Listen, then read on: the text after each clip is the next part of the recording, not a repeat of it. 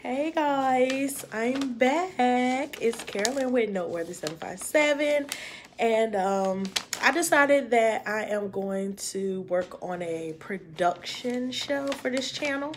So it'll probably be more of a weekly basis thing, but right now I just want to get into the habit of making videos, critiquing myself, and getting better, talking in front of the camera. So I'm going to continue to do these reviews of favorite shows that I'm watching right now. This one is from last night. It's Have and Have Nots, and I know it's a lot of people out there that's watching Have and Have Nots. I'm a loyal Have and Have Nots fan, although I have a love-hate relationship with them. I been watching it since the beginning, since it came on our own network. And like I said, I've grown with the cast, and I've loved parts and I've hated parts. So you'll get to hear all of those. But I do want to talk about last night, season 6, episode 3, A Good Man. Basically, Jeffrey was helping David home. He's home from the hospital. Remember, David had got, Veronica had blew up the car that had, I forgot the girl name in it, but the girl that was working with Candace that David was dating, it had her in the car, blew her up, killed her, and David just got like the blowback from the explosion, and he got some burns on his back. He's been in the hospital the whole time. So now he's being released. He's going home, and he's in a lot of pain, and he needs the nurse. So on the way back home, we see that, on the way to their house, we see that Justin beat up Madison. That's the new nurse's name, the new character who likes Jeffrey. And he beat him up with a crowbar, and then there was a security guard that tried to intervene, and Justin ended up beating him up. And see, like, this is what I'm talking about with these storylines. Like, it's just so unreal and unbelievable. But anyway, so Sarah, y'all remember Sarah is like the DA who was messing with Judge Cryer, and he got her to steal some bullets so it wouldn't get traced back to him. So anyway, that whole scenario is going on, and she gets a call from one of the detectives, and he's like, you better make sure you get them bullets back, or this is your job. This is it. We tired of you. So we have to see what happens with that. So Candace and the president, if y'all remember from last week, Benny got beat up, and then the president and Candace went to go see him at the hospital. And so they're leaving the hospital after her little fight or argument with her mom, Hannah. And, excuse me, they're having a conversation in his truck. And so he tells her, you know, she need to watch herself. She being disrespectful. He's the president. And you know how Candace is. She's Candy. So Candace bows down to no one. So Candace is like, I'm going to do what I want to do. And, you know, you're not going to tell me what to do. And so he tries to put her out the truck. They're in the middle of nowhere. It's the middle of the night. And they just pull over in the truck. And Landon, of course, his aide is behind him. And he runs up to their truck. And he's like, what's going on? What's wrong? And the president's like, she got to go. Put her out. So Landon tries to get her out. And then he's like, no, wait a minute. We got press in a couple vans that's behind us. And that's going to be a bad look. No, just go to the hotel. We'll deal with it at the hotel. So Candace kind of gloats in the president's face like, try to put me out. You ain't put me out. So Hannah, I call Hannah the deaconess. Me and my friend, we say Deaconess Hannah because she acts so holy and sanctified. Sometimes she get on my nerves.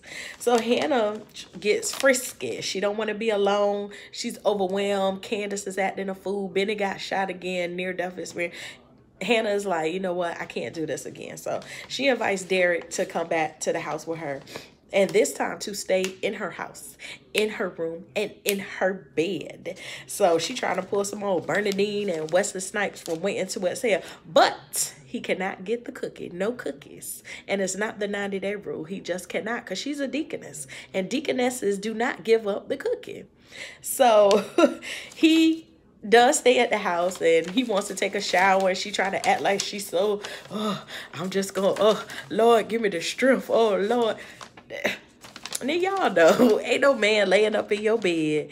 And, okay, I don't even have to give you the scenario. Anyway, so Madison gets goes back into the hospital, gets checked out because he had a bump on his head from when Justin hit him. And he tries to call Jeffrey, and he realized that Jeffrey's not, that the phone goes to Justin. So he realizes, like, this jerk, he went in my phone, changed Jeffrey's number so that I can't get in touch with Jeffrey. It's going to ring to Justin every time he calls. Justin is turning into a deranged lunatic. Like, this is insane. Like, him and Jeffrey only messed around a couple of times and he just lost his ever-loving mind. I don't understand. Tyler Perry storyline. That's all I'm going to say. So Judge Cryer pulls up and Sarah wants to talk to him. This gets on my nerve. So he still thinks that she's wired. So he's patting her down, frisking her, pulling her shirt open. Oh, sorry, I didn't mean to do all that. Pulling her shirt open and everything. So in the most sexually harassing way possible, he pushes her back into the house. She tells him she needs the bullets, and he pretty much already has his alibi. He's talking to her as if this is the alibi I'm going to use. I don't know what you're talking about. You obviously are following me because you're in love with me. You know, so he's a judge. Come on, he practiced law. He already has everything that he's well planned out. His defense, his alibi, what he's going to say.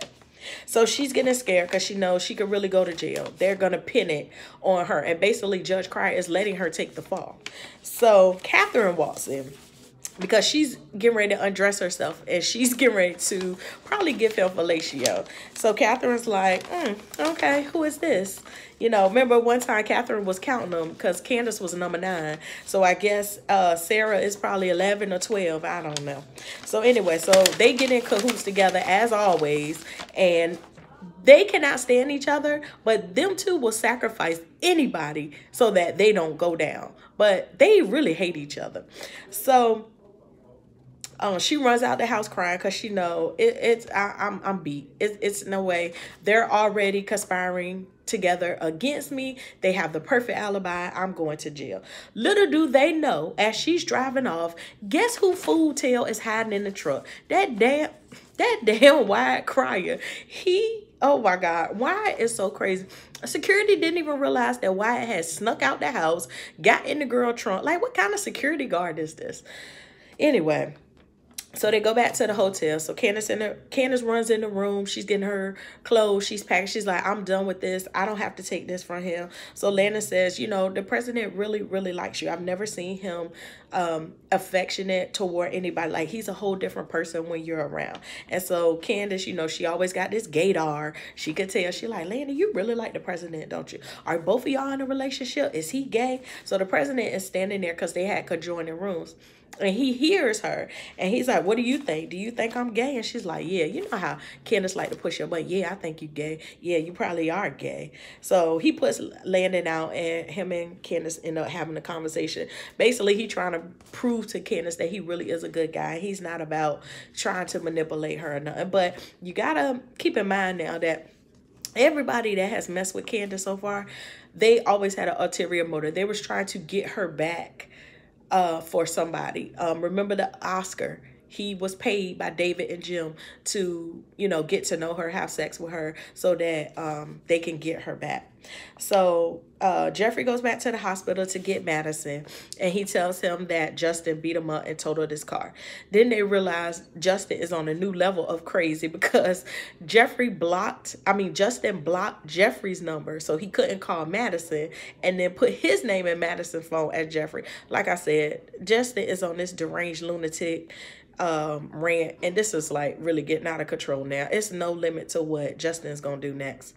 So Candace goes downstairs because, you know, she pretty much been running a prostitution ring in that hotel. She knows everybody. She goes downstairs to get a drink before she leaves, and she realized she don't have any money. She needs some money so she can skip town, start a new jig, or run a scam somewhere else, basically.